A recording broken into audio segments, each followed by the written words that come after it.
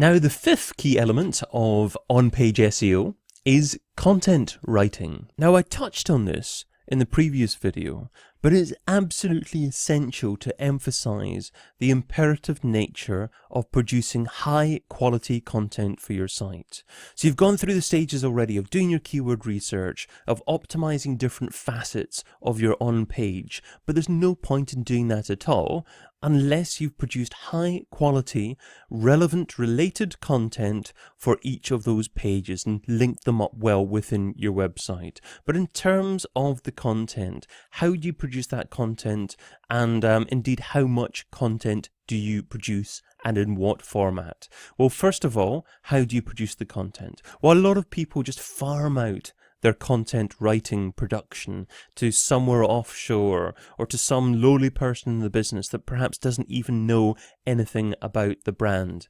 And that's terrible. You know, that worked well in terms of getting pages ranked highly in Google 10 years ago, maybe 7 years ago, but certainly not now.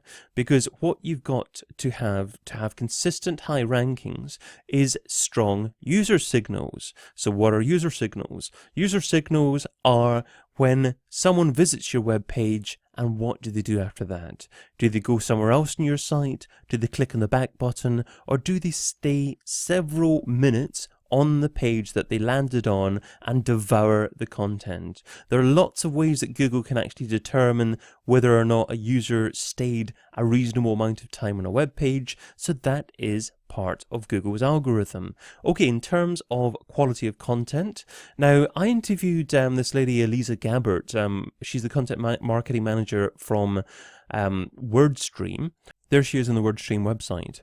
Now what Elisa explained in the interview was that what she's found is that articles published in the past on the WordStream website, it's often articles of around 3,000 words that she's had most traction from. So people have spent the most time on the page. People have been more likely to share those kind of articles on Twitter or on Facebook socially. So even though it took a lot more time to create the article, the value of traffic, of shares online, of links back to that page has really made it worthwhile. So that's certainly something to think about. And it reminded me of another website called Conversion Rate Experts, actually, because any post that I've seen on their site in the past, if you scroll down through it, this is just a recent post. This is just not a random example of the lengthiest one that they've produced by any means, but you see the length of that.